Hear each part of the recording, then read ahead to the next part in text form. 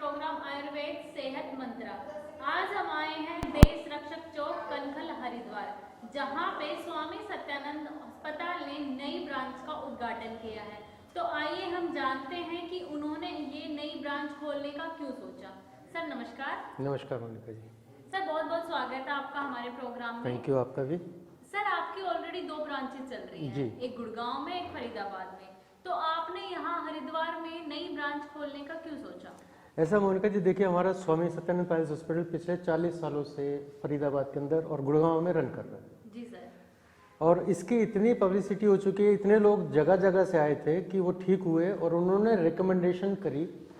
तो उत्तराखंड से हमारे पास बहुत ज़्यादा क्वायरीज आई थी कि सर अगर आपकी कोई यहाँ ब्रांच हो तो हम आपको दिखाना चाहेंगे, क्योंकि हरिद्वार से हमारा फरीदाबाद आना नहीं हो सकता और रुकना हो तो वो हमारे लिए बड़ी ऑकवर्ड सी स्थिति हो जाती है।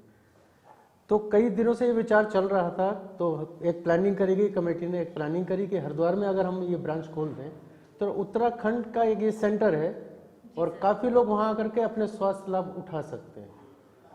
तो यही प्लानिंग करने के बाद फिर हम लोगों ने हरिद्वार में देश रक्षक चौक पे स्वामी सत्यानंद पैलेस हॉस्पिटल की एक ब्रांच खोली ताकि लोग अपना स्वास्थ्य लाभ ले सकें।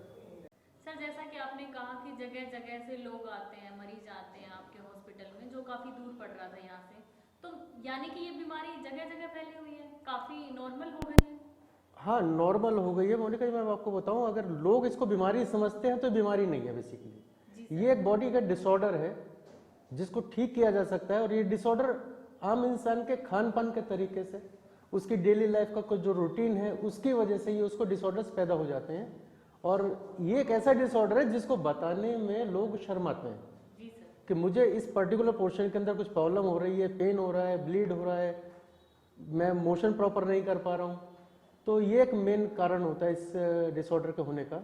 और वो जो सबसे बड़ा कारण बनता है वो है कब्ज। कब्ज एक ऐसी प्रॉब्लम है जो आपको किसी भी तरीके से किसी भी तरह की प्रॉब्लम को दे सकती है। और मैं समझता हूँ कि लोगों को कब्ज के बारे में शायद अभी पूरी जानकारी नहीं है कि कब्ज क्या होती है। लोग समझते हैं सिर्फ टाइट लैट्रिन आना एक कब्ज है, और शायद वो भी नहीं समझते। जब हम किसी से पूछते हैं आपको कब्ज है, बोले नहीं सर, हमारे को ना तो गैस बनती है ना कोई एसिडिटी बनती है, इसके ऊपर वो बात ही नहीं करते। तो हमें बताना पड़ता है कि सर गैस अलग चीज़ है, एसिडिटी होना एक अलग चीज़ है, कब्ज होना एक अलग चीज़ है। और कब्ज भी अगर हम बात करें तो 7-8 तरीके से होती है। मैं शायद आपको पिक्चराइज अभी ना कर पाऊँ इस चीज़ के बारे में। लोग समझते हैं कि मोशन बहुत पतला आ रहा है, अगर मैं बात करूं तो लोग कहते हैं कड़ी जैसा आ रहा है, तो उसमें भी कब्ज होती है। टाइट में तो कब्ज है ही, लेकिन अगर वो इस तरह से मोशन पतला आ रहा है तो उसमें भी कब्ज है। और मैंने बताया कि 7-8 तरीके से, तो शायद मैं करूंगा इसके ऊपर, अपने दर्शकों को बताऊंगा कि कब्ज क्या होती है और कितने तरीके से होती है। तो लेकिन मेन कब्ज का पैदा होने का कारण जो होता है वो होता है आपका खान पान का तरीका। यानी कि आप खाने को पचाने की शक्ति को खो चुके होते हैं। और वो क्यों होता है कि जब हम खाना खाते हैं तो हमें लगता है हम खाना खा रहे हैं। जी सर। और मैं मानता हूं कि लोग खाना खाते नहीं है, खाने को निगलते हैं। किसी से भी पूछ लीजिए खाना खाने में कितना समय लेते हैं, 5 मिनट, 7 मिनट, 10 मिनट। कितना रोटी खा लेते हैं सर, 4 रोटी, थोड़ी सी सब्जी, दाल, चावल, बस 5 मिनट में। तो ये एक मेन कारण है कि हम खाने को ठीक से खाते नहीं हैं, उसको निगल जाते हैं। जब निगलेंगे तो हमारे पेट को उतना ज़्यादा वर्क करना पड़ेगा उसके ऊपर पचाने के लिए, जबकि हमारी शारीरिक शक्ति इतनी स्ट्रांग नहीं होती है, क्योंकि हमारा रूटीन इतना बिगड़ा होता है। तो वो जब पाचन नहीं होगा तो खाना जमेगा, सड़ेगा और कब्ज पैदा करेगा। तो कब्ज एक ऐसी प्रॉब्लम है जो आपको पाइल्स दे सकती है। पाइल्स भी कई तरीके से होती है, किसी को नॉन ब्लीडिंग है, किसी को ब्लीडिंग है, किसी को कब्ज की वजह से फिस्टुला हो जाता है, किसी को कब्ज की वजह से फिशर हो जाता है।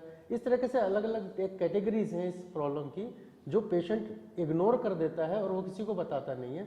अगर हो भी जाती है तो भी वो किसी को नहीं बताता है। जब वो उसके लेवल को पार कर जाती है, पेन उसके अनबेरेबल हो जाता है, ब्लीडिंग इतनी हो जाती है कि उसका ब्लड लॉस हो जाता है और बॉडी में उसकी दिक्कत आनी शुरू हो जाती है, तो वो फैमिली मेम्बर को, डॉक्टर से बात करेगा, अपने सर्कल में बताएगा, तब उसकी हिम्मत पड़ती है कि अब डॉक्टर को बताना पड़ेगा।